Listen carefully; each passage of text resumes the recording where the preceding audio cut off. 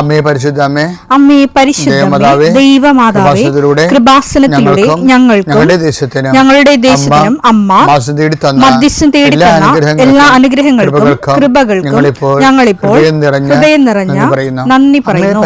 അമ്മേ പരിശുദ്ധമ്മേ ദൈവമാതാവേ, 2004 ഡിസംബർ 7 ഉച്ചകഴിഞ്ഞ് 2:30 കൃപാസനത്തിൽ സംഭവിച്ച അമ്മയുടെ പ്രത്യക്ഷപ്പെടലിനെ കുറിച്ച് തിരുസഭയ്ക്ക് സമർപ്പിച്ചിരിക്കുന്ന പഠനരേഖകളുടെ മേൽ സഭാത്മകമായ പഠനം ആരംഭിക്കുവാൻ ഞങ്ങൾ പ്രാർത്ഥിക്കുന്നു. അമ്മേ പരിശുദ്ധമേ, ഭൂസ്വർലോകങ്ങളുടെ രാജ്ഞിയായ അങ്ങേയ്ക്ക് ഭൗമസംരക്ഷണത്തിനായി പ്രപഞ്ചപ്രകൃതിയെ തന്നെ തിരുസഭ പ്രതിഷ്ഠിക്കുവാൻ ഈ പ്രത്യക്ഷീകരണം വഴി ഇടയാക്കണമേ. പരിശുദ്ധമേ, ജപമാല മാതാവേ, സകല കൃപാസനം പ്രാർത്ഥനയോടും ചേർത്ത് ഞങ്ങളിപ്പോൾ പ്രാർത്ഥിക്കുന്ന ഈ കുടുംബത്തിന്റെ പ്രത്യേക നിയോഗം മക്കളെ, അമ്മയുടെ പ്രത്യക്ഷീകരണത്തിന്റെ ഈ അനുഗ്രഹവേളയിൽ ഞങ്ങൾക്ക് സാധിച്ചു തരുവാൻ കനിയണമേ. ആമേൻ. വിശ്വാസ പ്രമാണം. സർവശക്തനായ പിതാവും ആകാശത്തിന്റെയും ഭൂമിയുടെയും സൃഷ്ടാവുമായ ദൈവത്തിൽ ഞാൻ വിശ്വസിക്കുന്നു. അവിടുത്തെ ഏകപുത്രനും ഞങ്ങളുടെ കർത്താവുമായ ഈശോ മിശിഹായിലും ഞാൻ വിശ്വസിക്കുന്നു. ഈ പുത്രൻ പരിശുദ്ധാത്മാവിനാൽ ഗർഭസ്ഥനായി കന്യകാമറിയത്തിൽ നിന്ന് പിറന്ന് പൊന്തിയോസ് പിലാത്തോസിന്റെ കാലത്ത് പീഡകൾ സഹിച്ച് കുരിശിൽ തറയ്ക്കപ്പെട്ട് മരിച്ച് അടക്കപ്പെട്ട് പാതാളങ്ങളിൽ ഇറങ്ങി മരിച്ചവരുടെ ഇടയിൽ നിന്ന് 3-ാം നാൾ ഉയർത്ത് സ്വർഗത്തിലേക്ക് എഴുന്നള്ളി സർവശക്തിയുള്ള പിതാവായ ദൈവത്തിന്റെ വലതുഭാഗത്തിരിക്കുന്നു. അവിടെ നിന്ന് ജീവിക്കുന്നവരെയും മരിച്ചവരെയും വിധിക്കുവാൻ വരുമെന്നും ഞാൻ വിശ്വസിക്കുന്നു. പരിശുദ്ധാത്മാവിലും ഞാൻ വിശ്വസിക്കുന്നു. വിശുദ്ധ കത്തോലിക്കാ സഭയിലും പുണ്യവാന്മാരുടെ ഐക്യത്തിലും പാപങ്ങളുടെ മോചനത്തിലും ശരീരത്തിന്റെ ഉയർപ്പിലും നിത്യമായ ജീവിതത്തിലും ഞാൻ വിശ്വസിക്കുന്നു. ആമേൻ. സുഖസ്ഥനായ ഞങ്ങളുടെ പിതാവേ, അങ്ങയുടെ നാമം പൂജിതമാകണമേ. അങ്ങയുടെ രാജ്യം വരണമേ. അങ്ങയുടെ തിരുമനസ് സ്വർഗത്തിലെ പോലെ ഭൂമിയിലുമാകണമേ. അന്നു വേണ്ടുന്ന ആഹാരം ഇന്ന് ഞങ്ങൾക്ക് തരണമേ. ഞങ്ങളോട് തെറ്റ് ചെയ്യുന്നവരോട് ഞങ്ങൾ ക്ഷമിക്കുന്നത് പോലെ ഞങ്ങളുടെ തെറ്റുകൾ ഞങ്ങളോടും ക്ഷമിക്കണമേ. ഞങ്ങളെ പ്രലോഭനത്തിൽ ഉൾപ്പെടുത്തരുതേ, തിന്മയിൽ ഞങ്ങൾ രക്ഷിക്കണമേ. ആമേൻ. നന്മ നിറഞ്ഞ മറിയമേ, സ്വസ്തി. കർത്താവ് അങ്ങയുടെ കൂടെ സ്ത്രീകളിൽ അങ്ങ് അനുഗ്രഹിക്കപ്പെട്ടവളാകുന്നു. അങ്ങയുടെ ഉദരത്തിൻ ഫലമായി ഈശോ അനുഗ്രഹിക്കപ്പെട്ടവനാകുന്നു. പരിശുദ്ധ മറിയമേ, തമ്പുരാന്റെ അമ്മേ, പാപികളായ ഞങ്ങൾക്ക് വേണ്ടി ഇപ്പോഴും ഞങ്ങളുടെ മരണസമയത്തും തമ്പുരാനോട് അപേക്ഷിക്കണമേ. ആമേൻ. കർത്താവേ, നിന്റെ ഉന്നതമായ നാമത്തിന് സ്തോത്രം ചെയ്യുന്നു. കർത്താവേ, നിന്റെ വിശുദ്ധ പൗരോഹിത്യത്തെ മഹത്വപ്പെടുത്തണമേ. കർത്താവെ, സഭയിലുള്ള സാന്നിധ്യം പ്രകടമാക്കണമേ. 40 വർഷം ഞാൻ അർപ്പിച്ച കൃപാനയുടെ യോഗ്യതയാൽ കൃപാസ്ഥാനത്താറെ ജീവനോടെ പ്രത്യക്ഷപ്പെട്ട പരിശുദ്ധ അമ്മയുടെ മാധ്യസ്ഥത്തിലെ കർത്താവ്, ഇന്ന് ഞങ്ങൾ കണ്ടുമുട്ടുന്ന വ്യക്തികൾ, കർത്താവ്, ഞങ്ങൾ ഇന്ന് സംസാരിക്കുന്ന വ്യക്തികൾ, ഞങ്ങൾ ചില പ്രോജക്റ്റുകൾക്ക് വേണ്ടിയും ചില പോംവഴികൾക്ക് വേണ്ടിയും ജീവിതത്തിലെ ചില പ്രയാസങ്ങൾ, സാമ്പത്തിക വിഷയങ്ങളായാലും മറ്റു വിഷയങ്ങളായാലും മാറുന്നതിന് വേണ്ടി സംസാരിക്കാൻ പോകുന്ന വ്യക്തികളിൽ, നിങ്ങൾ സംസാരിക്കാൻ പോകുന്ന വ്യക്തികളിൽ ഇന്ന് പരിശുദ്ധാത്മ നിറയട്ടെ. സഞ്ചാരി മാതാവ്, സമയത്തിനധികമായ പരിശുദ്ധ അമ്മ കൃപാസന മാതാവ് ഇന്ന് നിങ്ങളുടെ കൂടെ യാത്രയാവുകയും നിങ്ങളുടെ കൂടെ വരികയും ചെയ്യട്ടെ. നിങ്ങൾക്ക് സംസാരിച്ച് ഒതുക്കാൻ പറ്റാത്ത വിഷയങ്ങൾ, നിങ്ങൾ സംസാരിച്ച ശരിയാകത്തില്ലെന്ന് തോന്നുന്ന സ്ഥലങ്ങളിൽ കർത്താവ് തന്നെ മറുപക്ഷത്ത് നിന്നുകൊണ്ട് നിങ്ങൾക്ക് അനുകൂലമായ ഒരു സാഹചര്യം ഉണ്ടാക്കിത്തരാൻ കർത്താവിൻ്റെ നാമത്തിൽ ഞാൻ നിങ്ങളെ ആശീർവദിക്കുന്നു. പിതാപുത്രനും പരിശുദ്ധാത്മാശ്വരസ്വരെ നീക്കാം. പ്രിയപ്പെട്ടവരെ, ഈ ബൈബിളിലെ വചനങ്ങളില്ലേ, അതിൻ്റെ ആശയങ്ങൾ എന്ന് പറയുന്നത്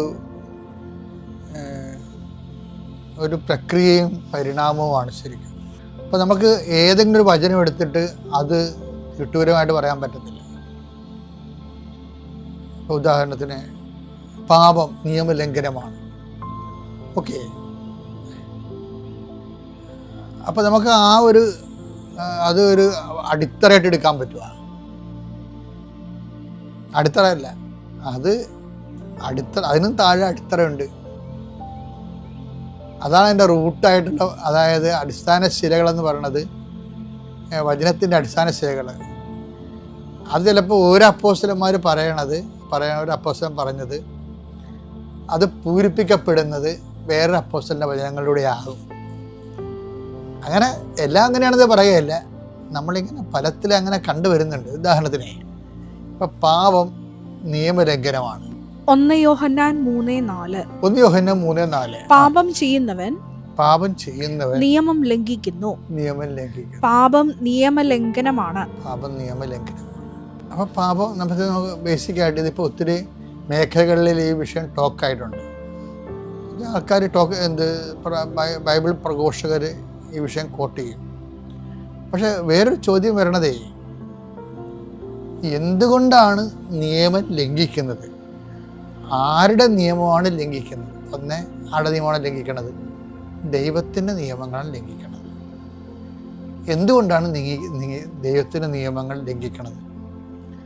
അതിനൊറ്റ കാരണമേ ഉള്ളൂ, ദൈവത്തെ അംഗീകരിക്കുന്നത് പോരായ്മയെ കരുതണമുണ്ടാകും.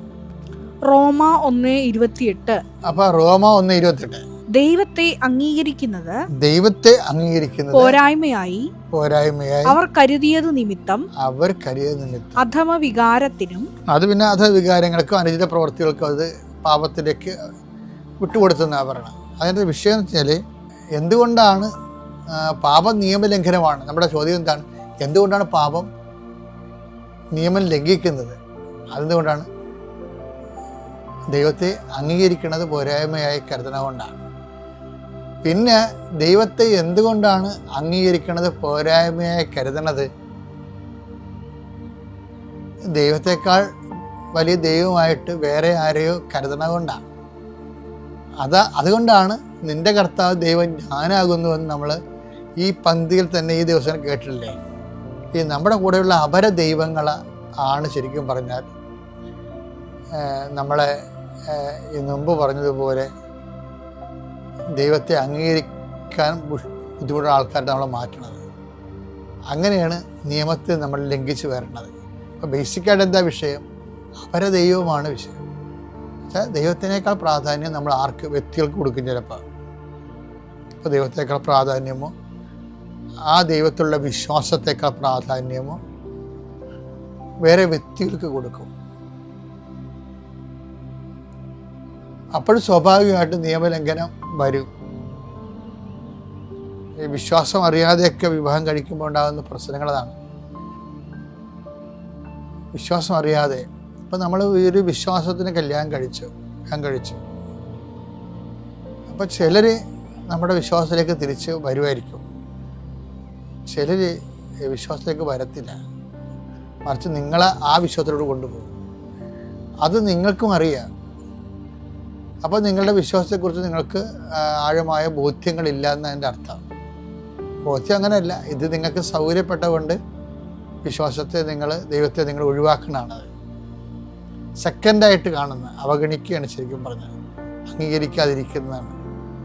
അപ്പം ഇപ്പം പല ആൾക്കാരും ഇത് ലോകമല്ലേ ഇപ്പം പുതിയ കാലത്ത് ജാതി മതം ഉണ്ടാകുന്നൊക്കെ തിരക്കിയാലും അത് എനിക്ക് പറയാനുള്ള ഇത്രയേ ഉള്ളൂ. ദൈവത്തെ കാണാത്തത് കൊണ്ടും ദൈവത്തെ അറിയാത്തത് കൊണ്ടും ദാനമായി കിട്ടിയ വിശ്വാസത്തെ വില അറിയാത്തത് കൊണ്ടുമാണ് അവർ ദൈവത്തെ അവഗണിക്കണത്. അനുതാപം എന്ന് പറയുമ്പോൾ ഇങ്ങനെയുള്ളവർക്ക് അനുതാപം കിട്ടിയ വലിയ അനുഗ്രഹമാണ്. പക്ഷെ അനുതാപം കിട്ടുമ്പോൾ അനുതാപത്തിന് യോജിച്ച ഫലങ്ങൾ വേണം. അല്ല വെറുതെ എനിക്ക് അനുതാപമുണ്ടെന്നൊരു കാര്യമില്ല. കാര്യം ബൈബിൾ നോക്കുന്നത് അനുതാപമല്ല, അനുതാപത്തിൻ്റെ ഫലങ്ങൾ. മത്തായി 3:8 മാനസാന്തരത്തിന് യോജിച്ച ഫലം പുറപ്പെടുവിക്കും. മാനസാന്തരത്തിന് ദുഃഖം പിടിച്ച് മനസ്സിൽ സങ്കടം പിടിച്ചെന്നൊരു കാര്യമില്ല, അതിൻ്റെ യോജിച്ച ഫലങ്ങളുണ്ട്. അതാണ് യോജിച്ച ഫലങ്ങൾ പുറപ്പെടുവിക്കണം. അനുതാപത്തോടെ ജീവിക്കണം, വിശ്വാസത്തെ കുഞ്ഞുങ്ങളെ വളർത്തണം, മേലുള്ള ജീവിതത്തിന് വിശുദ്ധി കീപ്പ് ചെയ്യണം. കുറേ കാര്യങ്ങളുണ്ട്. ഇതൊക്കെ പ്രാക്ടിക്കലല്ല, ഭയങ്കര പാടായിരിക്കും എന്ന് നമുക്ക് തോന്നും. പക്ഷേ നിങ്ങളൊന്ന് ചിന്തിച്ച് നോക്കിയേ, അപ്പനോ അമ്മയോ വിശ്വാസത്തിൽ ലൂസായിട്ട് വീട്ടിൽ സംസാരിച്ചിട്ടുള്ളവരാണ് അവരുടെ മക്കളാണ് വിശ്വാസം നഷ്ടപ്പെടുത്തുന്നത്. പിന്നെ വേറെ ചില ആൾക്കാർ വിശ്വാസം നടത്തും, അതായത് കുഞ്ഞുങ്ങൾക്ക് താറോവായിട്ട് അവർക്ക് വിശ്വാസം ഭാരമായിട്ട് കുഞ്ഞുനാളിൽ തന്നെ പ്രാർത്ഥനകളുടെ എണ്ണവും തീഷ്ണതയും കൂട്ടുന്ന ആൾക്കാരുണ്ട്. അപ്പോൾ ചില കുഞ്ഞുങ്ങൾക്ക് അതുമായിട്ട് യോജിക്കാൻ പറ്റാതെ അവർ മനസ്സുകൊണ്ട് വിശ്വാസത്തെ എതിർക്കും. കാരണം വിശ്വാസം ജീവിക്കുക എന്ന് പറഞ്ഞാൽ ചാലഞ്ചല്ലേ, റിസ്ക് അല്ലേ. മിഠായി തിരണ പോലെയും മദ്യം അടിക്കണ പോലെയൊന്നും അല്ലല്ലോ. അതിനതിൻ്റെ റിസ്ക് ഉണ്ട്, ജീവിത രീതികളുണ്ട്. അതിൽ നിന്ന് ചാടി പുറത്ത് വീഴാൻ എല്ലാവർക്കും തോന്നും.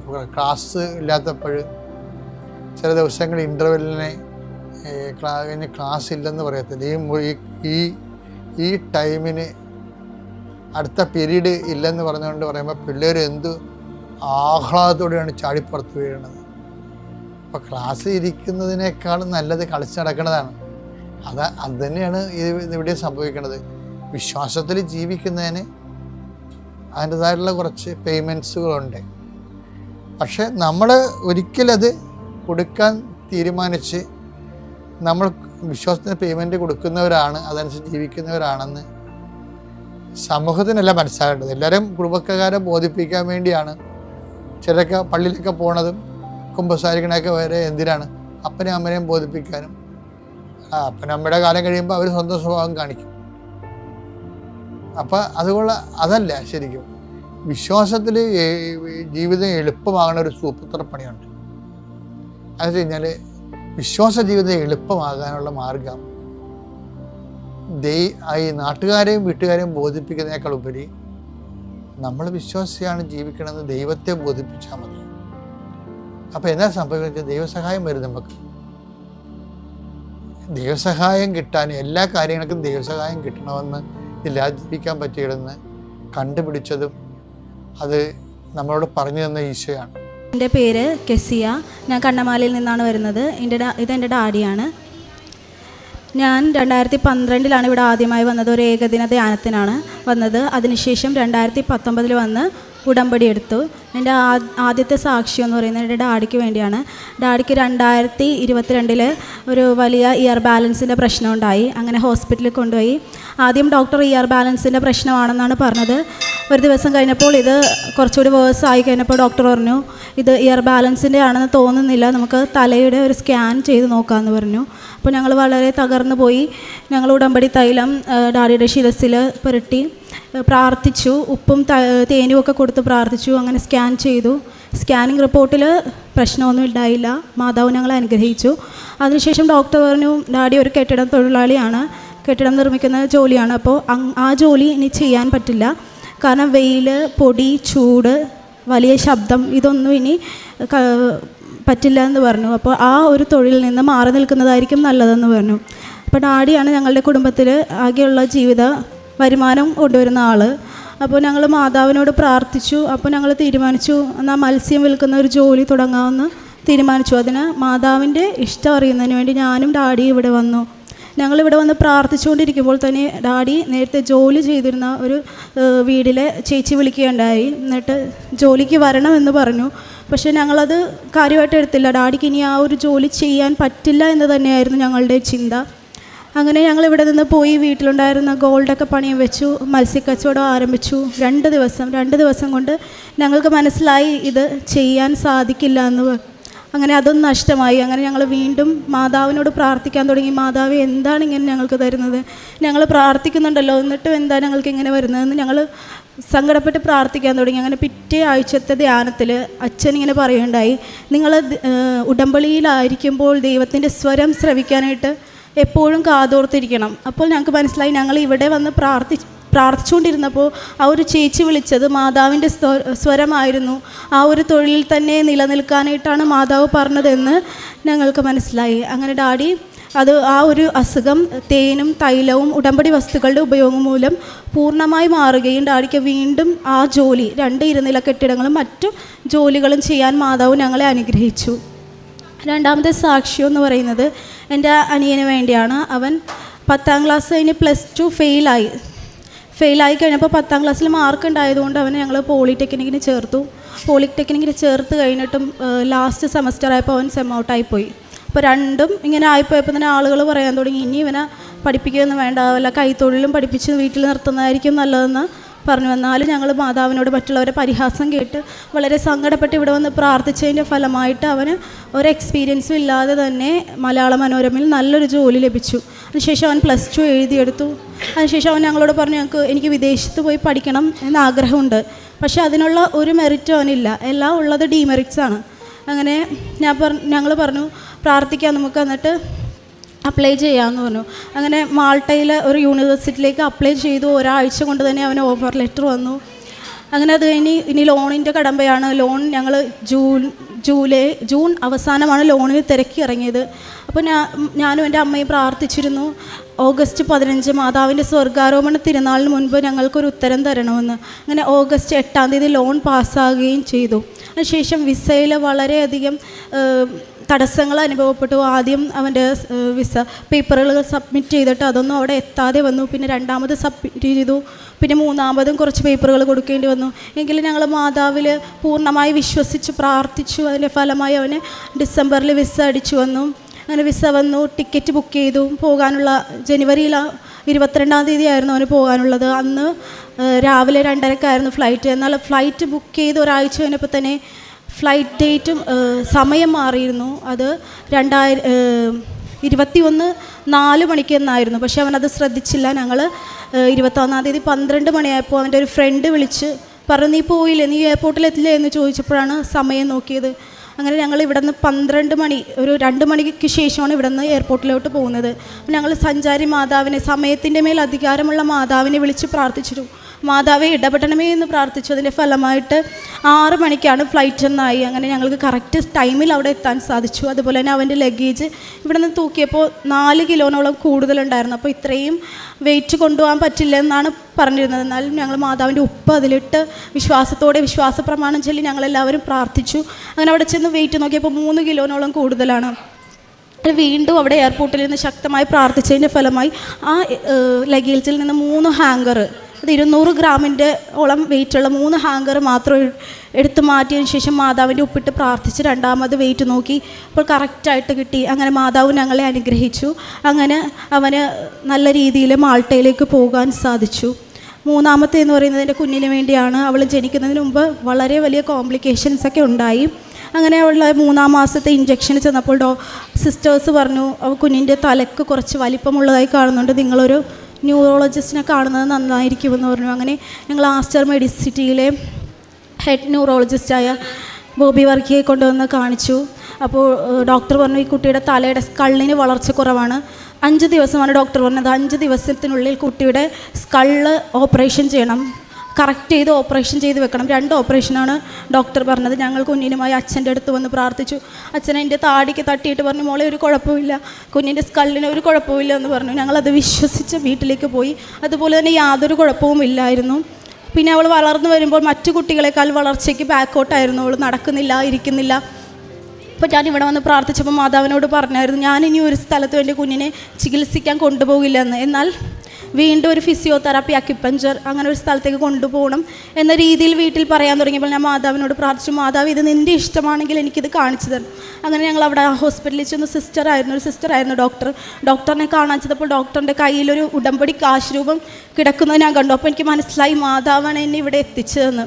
അങ്ങനെ ഞങ്ങൾ അവിടെ ചെന്നു, ചികിത്സ തുടങ്ങി. മാർച്ച് 3 ഞാൻ രാത്രി കുടുംബ പ്രാർത്ഥന ചൊല്ലിക്കൊണ്ടിരിക്കുമ്പോൾ മാതാവിൻ്റെ അതിഭയങ്കരമായൊരു സുഗന്ധാഭിഷേകം എനിക്കുണ്ടായി. അത് കുടുംബ പ്രാർത്ഥന കഴിഞ്ഞ് പിറ്റേ ദിവസം രാവിലെ പ്രത്യക്ഷീകരണ പ്രാർത്ഥന ചെല്ലുമ്പോൾ വരെ അതുണ്ടായി. അങ്ങനെ 3 മാസം കൊണ്ട് ഇരിക്കാതിരുന്ന കുട്ടി ഇരിക്കാൻ തുടങ്ങി. അങ്ങനെ ഞാൻ വീണ്ടും പ്രാർത്ഥിച്ചു, ശക്തമായി പ്രാർത്ഥിച്ചുകൊണ്ടിരിക്കുകയായിരുന്നു. സെപ്റ്റംബർ 8 ഞാൻ അമ്മയോട് പറഞ്ഞു, അമ്മ മാതാവേ ഈശോയോട് പറയണം, നീ എൻ്റെ കുഞ്ഞിൻ്റെ കാര്യം പറയണം.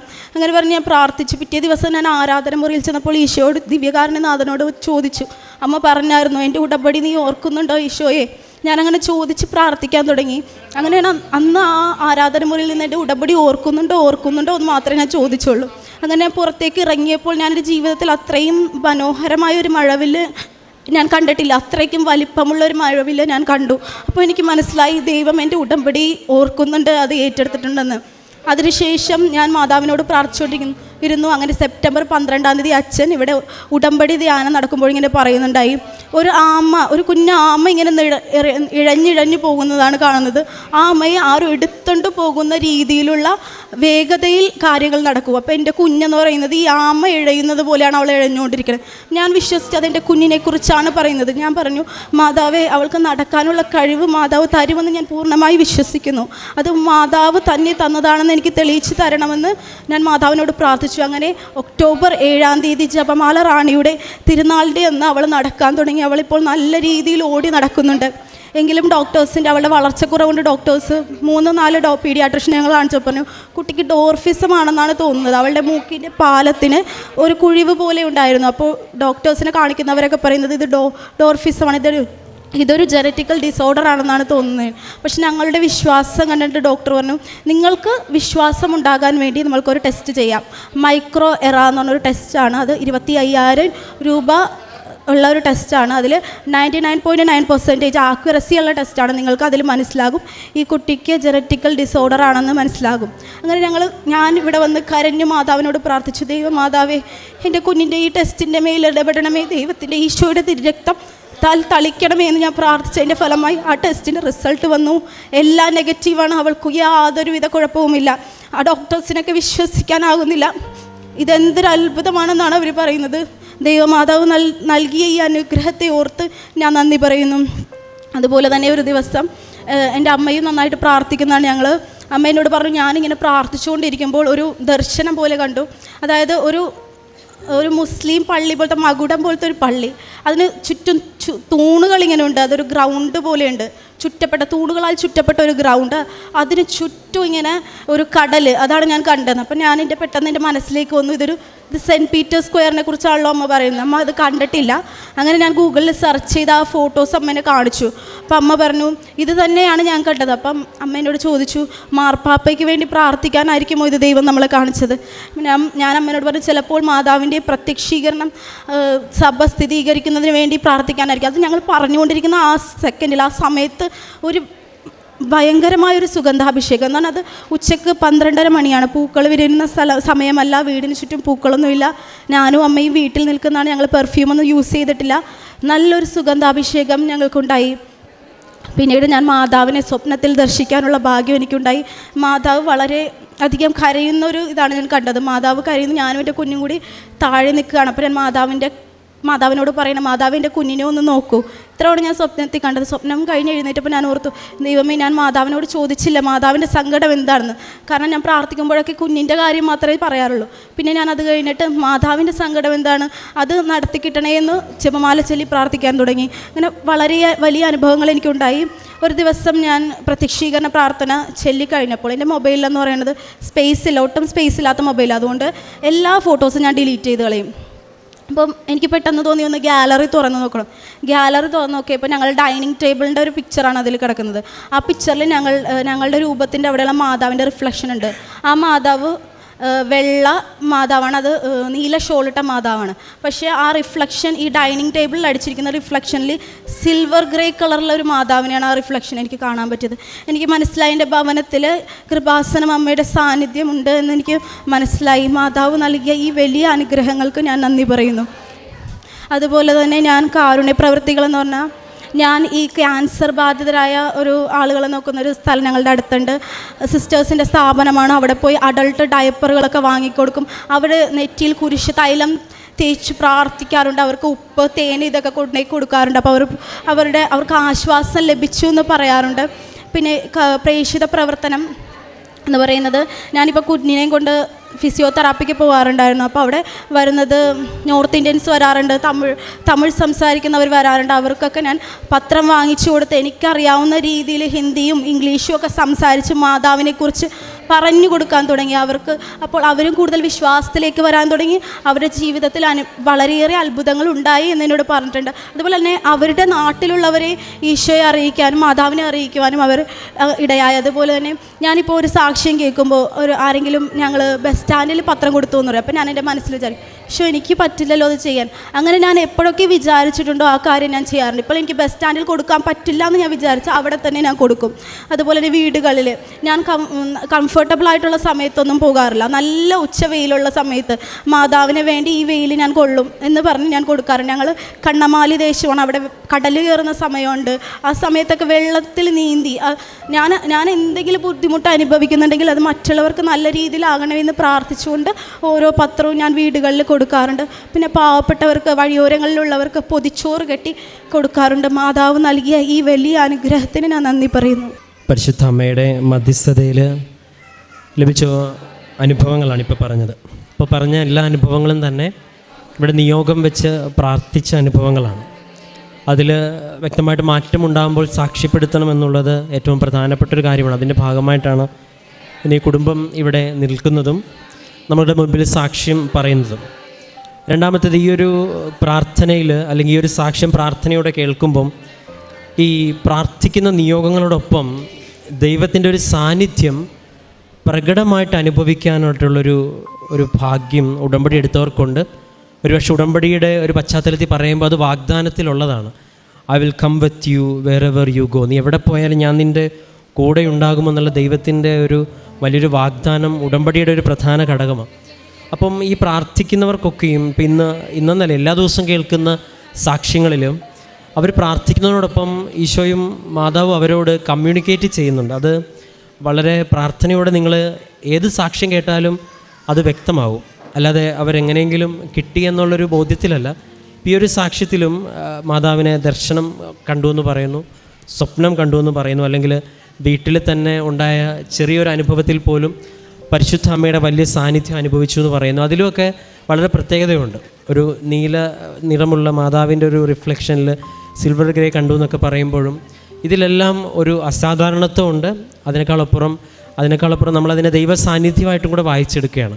നമ്മളത് വിശ്വസിക്കുകയോ വിശ്വസിക്കാതിരിക്കുകയോ ചെയ്യുക. അതിപ്പം ഓരോ വ്യക്തികളുടെയും സ്വാതന്ത്ര്യമാണ്. പക്ഷേ ഇവിടെ അനേകർ സാക്ഷ്യപ്പെടുത്തുമ്പോൾ ആവർത്തിച്ച് ഇങ്ങനൊരു ദൈവ സാന്നിധ്യത്തിൻ്റെ കാര്യം എപ്പോഴും ആവർത്തിച്ച് പറയുകയാണ്. പിന്നീട് സ്വന്തം പിതാവിൻ്റെ സൗഖ്യത്തിനെക്കുറിച്ച്, അനിയനുണ്ടായ വിദേശ പഠനത്തിനെക്കുറിച്ച്, ഒപ്പം സ്വന്തം മകൻ്റെ ഇവിടെ കൊണ്ടുവന്ന് സൗഖ്യം ലഭിച്ചതിനെക്കുറിച്ച്, അങ്ങനെ ഓരോ കാര്യം പറയുമ്പോഴും അതിന് വ്യക്തമായിട്ടുള്ള ബോധ്യപ്പെടുത്തുന്ന രീതിയിലാണ് സാക്ഷ്യം പറഞ്ഞിരിക്കുന്നത്.